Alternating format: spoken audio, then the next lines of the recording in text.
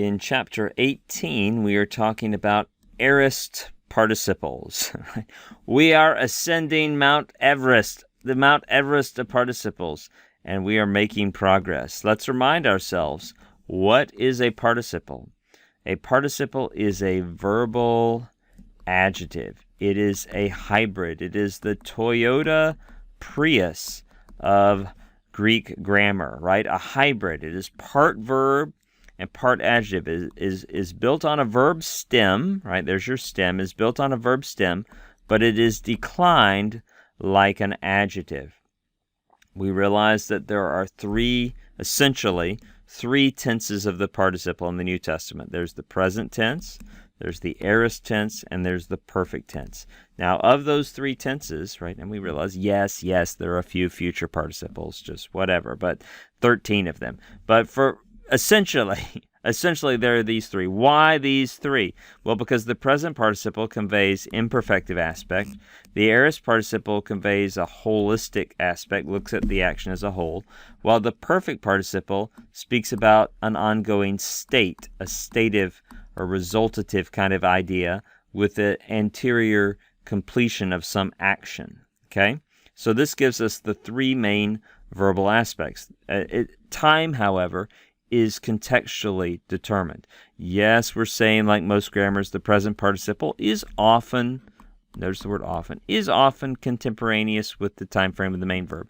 The aorist participle is often prior to the action of the main verb, but that could be in the present time frame, right? The main verb could be in the future.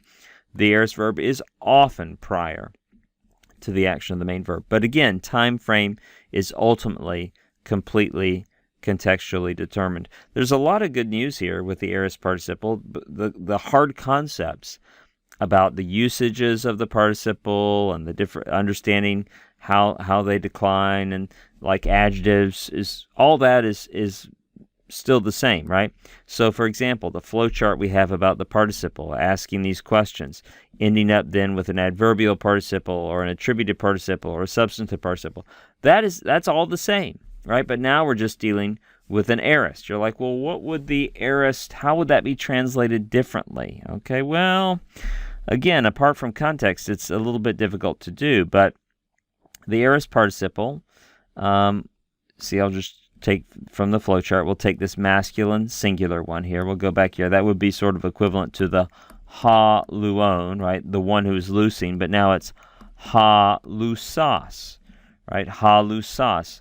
And only context will tell us, but we can just sort of give a gloss here, is the one who loosed, right? The one who loosed.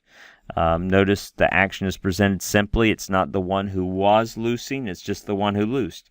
Now, in context, yes, it could be the one who looses, right? The one who looses, or the one who will loose, right? Because ultimately, the time frame of the participle is determined by context. But often, the aorist participle is prior to the main verb, and so translating it as a simple past is a good first guess. Okay, and this would be the substantive, right? Ha-lusas, the one who loosed. Or if we said, for example, let's say we had the attributive, ha-lusas doulos, the slave who loosed, right? The slave who loosed, the loosed, the loose slave. It's not, but that sounds like I'm making it passive. This is what the slave did. The slave who loosed, right? Versus the one who loosed. Right here in the first example, it's a substantive use. We translate it as its own noun. In the second example, it's attributive, modifying the explicit noun doulos. And then we could also have an adverbial, lusas hadoulos, blepe. Our little simple sentence here. The main part, the slave sees, and then we have the lusas. No article in front of it. It's probably going to be adverbial. We don't know, because, if, although, when, we're not sure, but because this action will frequently happen prior to this, we'll just say we'll do after, right? After this happened, then this happened, right? Meaning that it occurred prior to the action of the main verb. After he loosed, right? It's nominative masculine singular referring to the slave. After he loosed, comma, the slave sees. It doesn't really make sense as a sentence, but trying to illustrate for you that the aorist participle can be used in the same ways that the present is, as a substantive, as an attributive, in these little adverbial clauses. And so all of that is the same. And so, but now we have to actually look at the forms. Okay, so here we have the aorist active participle. And you'll notice in a moment, you'll see we also have an aorist middle participle. Notice only middle, not middle passive. And we have an aorist passive participle. I hear people groaning. But I want you to note that that's different. For the present, we had a present active participle, and we had a present middle/passive participle. But for the aorist, we have an aorist active, an aorist middle, and an aorist passive. Do you see that's similar to the indicative, where in the indicative mood you have an aorist active, aorist middle, aorist passive. So there were two paradigms in the present participle chapter. This chapter will have three paradigms. Let me ask you, what do you think for the perfect? Will we have a two or three? Well, with the indicative, there were only two paradigms, and so you are right to assume that the perfect participle will also just have two paradigms, a perfect active and a perfect middle passive, and that will be the next chapter. We're not doing that yet. But in this chapter, we have three paradigms, and I highly recommend that you memorize lusas, lusasa, lusan, lusantas, because these, just like the present, build in a 3-1-3 pattern, right? Third declension, first declension, third declension. We have a singular on the left here and a plural on the right. But if you memorize these initial four forms, you get the stem, lusant, lusant, that the masculine and neuter continue to build on. And the feminine is just first declension. Yes, in the singular, it's a hybrid of cardia, phone, phone, cardia, but it's very easy to recognize. That's not hard to recognize. So I'm recommending that you memorize lusas, lusasa, lusan, lusantas, and then you take some time, maybe photocopy the chart, cut up the pieces, be able to recognize the different forms when they occur. Students wish there were translation with this. They're like, how do you translate this? Again, aorist active participle. Well, apart from context, we don't know. Is it substantive? Is it adverbial? Is it attributive? Let's imagine for a moment that we could insert articles all the way through here. Ha, to, tan. I'm not going to write them all in.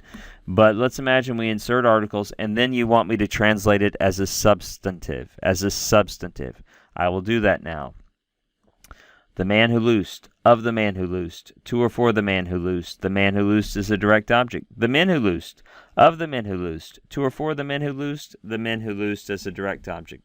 The woman who loosed, of the woman who loosed, to or for the woman who loosed. The woman who loosed is a direct object. The women who loosed, of the women who loosed, to or for the women who loosed. The women who loosed is a direct object. The thing that loosed, of the thing that loosed, to or for the thing that loosed, the thing that loosed. The things that loosed, of the things that loosed, to or for the things that loosed, the things that loosed.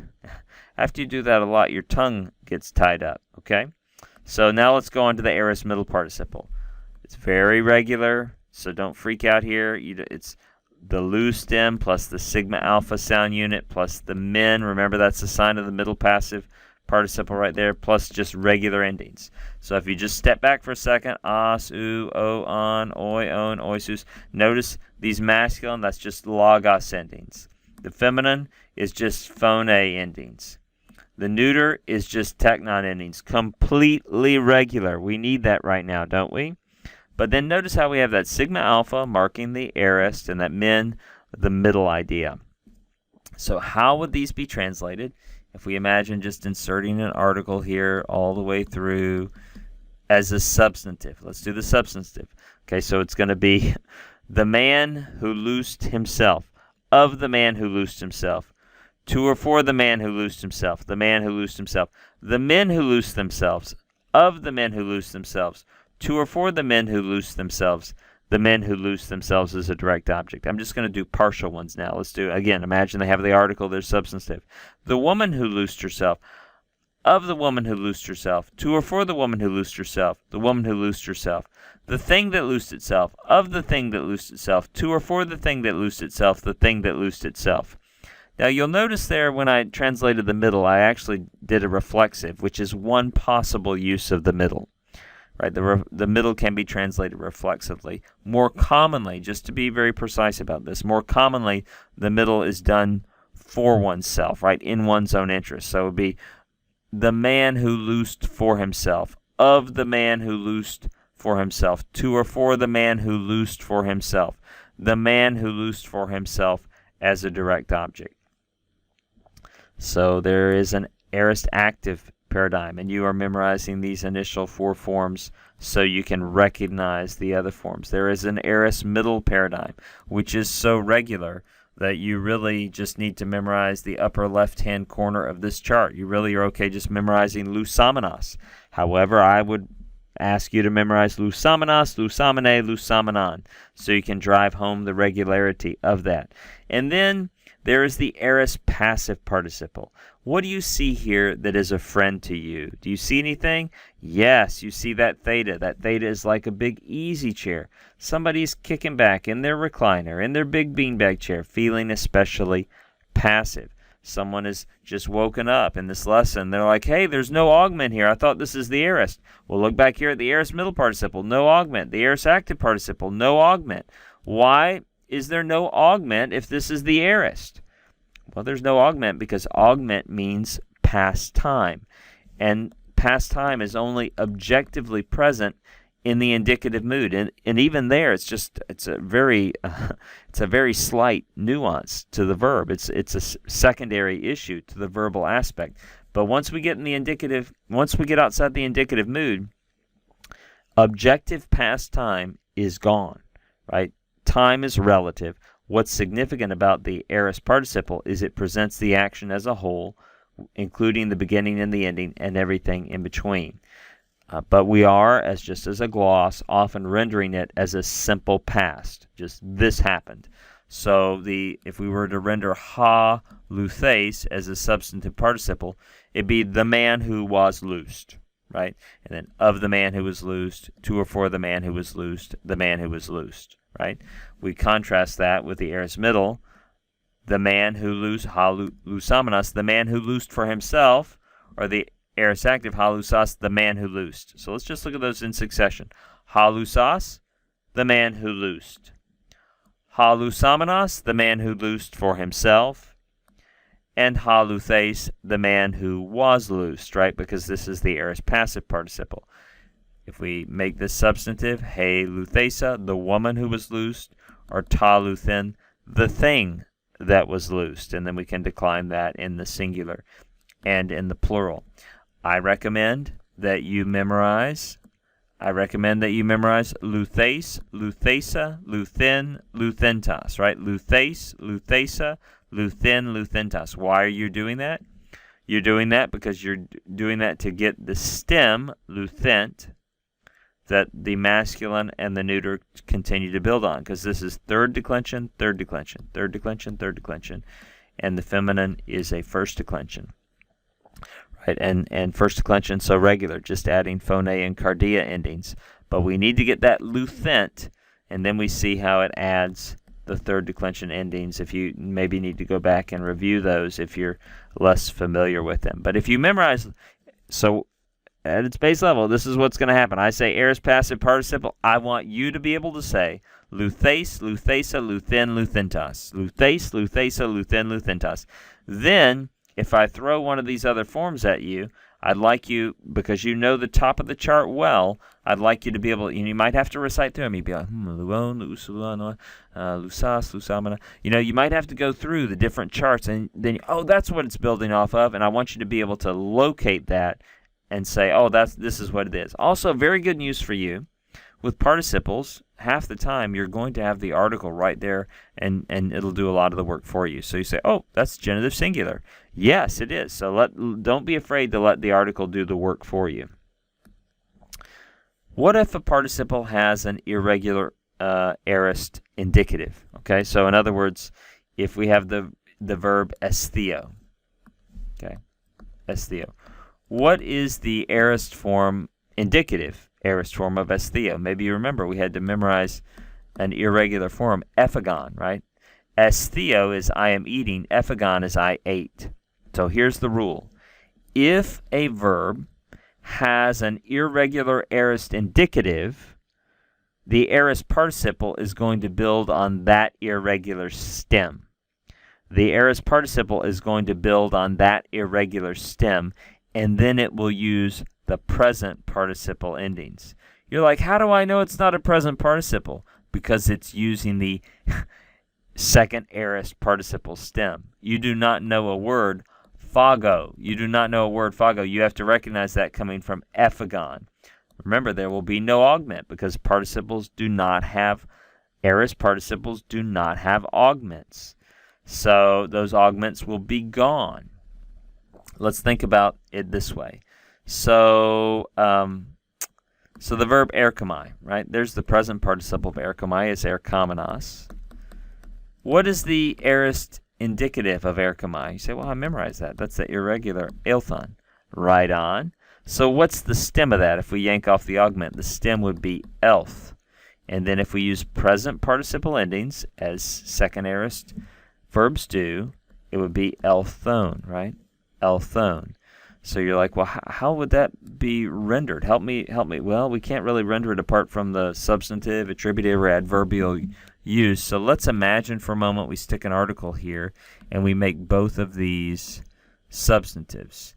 Let's compare them. So ha erchomenos would be the one who is coming or the man who is coming. Ha elthone is the man who came, right? Or he who came.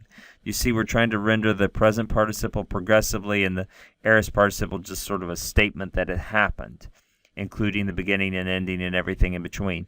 He who came, the one who is coming. Now, again, time is ultimately going to be determined from the context there. Another example, lambano. What is the aorist indicative of lambano? The aorist indicative is elabon. What's going to be our stem there? It's going to be lob. So there's our stem lob, and then we have our present participle endings. So the present participle of lambano is lambanon. The aorist participle is labone, right? So if we turn those into substantives, let's imagine we turn that into a substantive. Ha lambanon, the one who is receiving. Ha labone, the one who received. Finally, in this chapter, we learn a few words for Greek numbers, and we get a little frustrated because the Greek number 1, the word for 1, has a masculine, a feminine, and a neuter form, and those decline in nominative, genitive, dative, and accusative. So there are 12 possible ways. It doesn't seem like it's fair that there should be 12 ways to write the word 1. But if you memorize heis, mia, hen, henos, as we recommended in the vocabulary video, then you get the stem hen that the rest of the word builds off of in the masculine and the neuter, similar to the participle. It's a 3-1-3 pattern, right? Third declension endings in the masculine and the neuter, and then in the feminine, following cardia, first declension endings all the way through. So I think I may have gotten tongue-tied there. I want to say the right thing. Masculine and neuter, third declension endings. First declension endings are used for the feminine.